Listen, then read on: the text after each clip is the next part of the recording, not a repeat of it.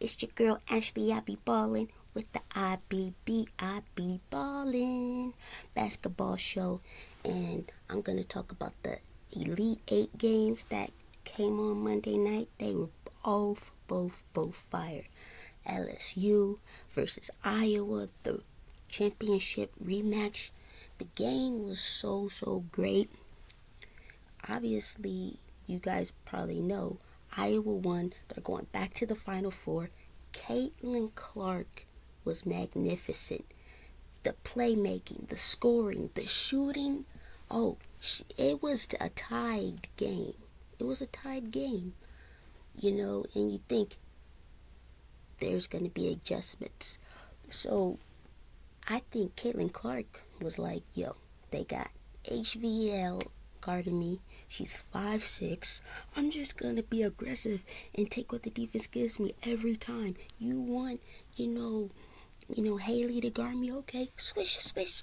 She came out firing on all cylinders in the third. She took the game over because, it was tied. So she's like, yo, it's a tie game. Let me.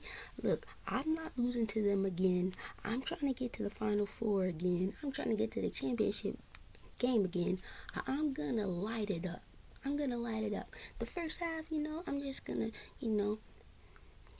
be a little, pass the ball, transition. I'm going to make my threes. I'm going to get layups. But the third quarter really made the difference. When she came out balling in that third quarter, I said, yeah, LSU, they're not going to win. Because Angel Reese, from the get-go, was so angry. She's like, give me the ball. She was telling her teammates and Kim Mulkey, give me the ball. That was their only chance of winning. They didn't give her the ball enough. Think about it. She only had 17 points. 17 points. She was a beast on the boards. You gotta keep her off the boards. She had a bunch of offensive rebounds. But you gotta keep her off the boards. And think about it. So Caitlin Clark had 41 points, right? She was controlling the tempo. Oh, the tempo was super fast on both ends. I was tired just watching them. I was excited, but I was tired just looking at them. The pace was so back and forth. And Angel Reese, her ankle, she, hurt her ankle, but she still came out balling like a warrior. And I think LSU hurt themselves with guard play. If you look at Caitlin Clark, you look at Juju, Paige, those guards, they know how to control the game, score the game. LSU was missing those guards that can shoot threes. They actually was not hitting. It's crazy that the game was as close as it was. It was like 94-87, the final. And I'm thinking like, yo, they didn't make a lot of threes. They didn't make a lot of free throws. And they didn't even shoot that well in the paint. Their shooting overall was just terrible. If y'all make a couple of threes and free throws and layups, you guys may win the game. They had Morrow, they had flaujae producing, but that's your front court. What about the guard play? I felt bad for HBL, Haley, because what else can she do? She threw her hands up. What else can I do? I'm short. flaujae should have been guarding her from the jump. Now, would she have stopped Caitlin Clark? No, but she probably would have been more physical. She's taller, more length. The thing about it is, you cannot stop a player like Caitlin Clark, but you should at least try. You should have made adjustments, and this loss is on Mulkey. You didn't give Reese the ball. And also, you pretty much didn't take away any option. Caitlin Clark did what she wanted to do. Her teammates stepped up. So on ESPN, there was like Martin averaged like 11 points against top 25 teams. But in this, tournament, she's stepping up. And then they had another one, Sydney Coulter, I believe. She would average like 4 points against top 25 teams, and she had 18, and Martin had 21.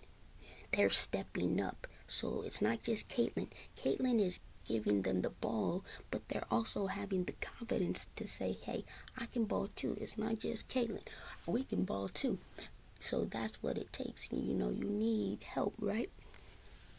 But Caitlin, you know, she broke so many records, three-point made, field goals, assist records. She's just breaking them all, right?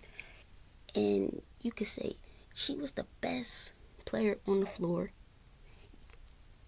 LSU didn't take away anything. You didn't double team her. You didn't trap her, right? You didn't put the bigger defender on her.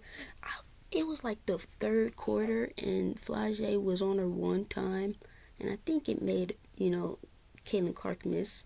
And then it was like the fourth quarter, and it was like 3 minutes left, and flaujae was on her. I was like, dude, the game's over. I knew the game was over in the third quarter when Caitlin Clark came out hot, because the shots she was making, they looked so difficult, but yet so easy. It's like she was making comfortable. She looked so comfortable making tough shots. That's when you know, yo, the house is on fire. Everybody out. You couldn't stop her at that point. You should have, you know, did it from day one, first quarter. But you didn't. She got her confidence, and she's like, this is what you're giving me. This is what the defense is giving me. And she's just a generational player. We've never seen, well, we've seen parts of her game in different players, but not like as a whole. You know what I mean? Because we've seen great scorers and great passers, but sometimes you haven't seen them together like that, right? And she's just going to change the game as we know it. As far as the WNBA, she's going to bring more attention to the WNBA. More people are watching women's college basketball because of Clark, going to more college games because of Clark, and that's going to translate to the WNBA. Now, I know a lot of people are some people are sick of hearing about Clark. But you cannot deny that she's a great player, and she has a great strong work ethic to get to this point. And you also can't deny, if you're all about growing the women's game, you should be happy that she's getting this coverage, because then it's going to turn to help the WNBA coverage. You feel me? So it's like, yeah, you don't want it to be just about one player, right? You want it to be balanced, spread out, and appreciate the past, present, and the future players, right? You want it to be balanced. But at the same time, sometimes that's what it takes, you know, to grow the game. You need a player like her that is very popular, that gets a lot of attention. But yeah, her teammates got to keep balling, because you already know what Caitlin is going to bring. But as long as they keep balling, that's what it takes. Also, I just don't understand why Mulkey didn't give the ball to Reese more. And I also don't understand, you gotta take something away. They was making threes. They was getting to the line. They were, you know, there was no help. When Caitlin, you know, blows past the defenders, there was no help. She got easy layups. You gotta take away something. They took away nothing. They didn't take away threes. They didn't take away layups. You didn't trap her. I didn't see no trap one time, but guess what? I saw, look, credit to Iowa. I saw them trapping. And double teaming in the corners. And yes, they play zone, but zone works, right? Zone works, especially if you cannot shoot, which LSU cannot. That's what helps. Zones. And, you know, yo, I feel bad for Haley, because I'm like, yo, you're not playing very well, and you're getting, like, no one could stop Clark, but it's like you're getting even double embarrassed, because not only are you not shooting well, you're not playing well, but now you're getting embarrassed time and time again over Clark. Also, why were they going over the screens? So you basically just made it easy for Clark to get hot. And once she gets hot, you can't really stop it. So I don't know why they were going on the screens. It makes no sense. But what else can you do? She's just phenomenal. And the other game was Paige versus Juju. It was UCONN Huskies, Lady Huskies, right, versus the Trojans. That was a great game. You could see it was crazy because their stats were almost identical. They were rebounding. Juju and Paige, they were rebounding. They had they both had 20-point games, but it was like if Paige scored, Juju scored. If Juju scored, Paige scored. And it was like Juju, I don't know what her nickname could be. I don't know if it involves the ponytail but it's like she juicy one way, she goes the other way, and it's like her movements, her hesitations, it takes a lot of, ball handling drills and, different moves. It's like, well, people say bag, like, oh, she has a bag. She definitely has a bag. And as a freshman, she's doing this as a freshman. She scored the most points as a freshman. And it was actually over Paige, I believe, when she broke the record. And I was like, yo, Juju, keep your head up. Paige and Aaliyah Edwards, they were balling, right? But they also are experienced. And once Juju, gets more experience, then she can lean on those experiences, right? But when you're young, what can you do? So I kind of knew UConn was going to win. Even though the game was close, they made like an 11-0 run. And I was like, yo, that's what they do. That's what the vets do. And guess who was leading the charge? That 11-0 run. It was Paige. I did like that, Juju was aggressive. Sometimes the shots didn't fall. Sometimes she got fouled. Sometimes she forced some stuff. But hey, it's all a learning experience. And if they can't stop you now, once you get better, they're not going to stop you even more. Sometimes they didn't even give her the ball all the time. And it's like, for you guys to have a chance, you need to give Juju the ball. But I think, Edwards had like 24, Juju had 29, Paige had 28, almost a triple-double. It was awesome. Oh, her testimony about giving glory to God and how he was testing her faith and she got through the trials and tribulations. That was an awesome testimony. She said she has a walking testimony. That was awesome. That was awesome to see. But man, Paige versus Caitlin Clark, I have no idea who's going to win. It's March Madness. Sometimes the best player or the best team doesn't always win. Whoever gets hot on that day, it's not a series, on that day, whoever defends the best, has the best game plan, the best adjustments, the more rebounds, the more 50-50 plays. You're making your shots, you're making your free throws, right? You're making good decisions. You're not turning the ball over. On that day, on that one night, that's who wins. So I can't really tell you who's going to win because they're both experienced. They both, Paige, Clark, they both lead their teams. And it's going to be a special game. And as far as the Gamecocks, I just think the Gamecocks are going to beat the Beavers. No, they beat the Beavers. I meant NC State. That's actually, they haven't made it in the Final Four but for like 26 years. So that was major props to them. And as far as the Gamecocks, I just think Don Staley is going to have them ready. But so I predict it's going to be the Gamecocks, right? In the championship game. So Paige, Caitlin, who's it going to be? I have no idea. Whoever performs the best and gets the most help Aaliyah Edwards, Martin and Colster. You need others. Also, I have a feeling that Don Staley is going to win the championship. But I also have a feeling that whoever wins between this Page game, UConn game versus Hawkeye game has a chance to beat the Gamecocks. Because even though I say, okay, the Gamecocks are going to win it all, right? Even though I say that, because they got, Cardoza, the big 6'7", they have Raven Johnson. I like Foley.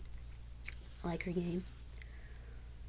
It's something about having a guard like Paige and Caitlin that can just change the game in so many ways.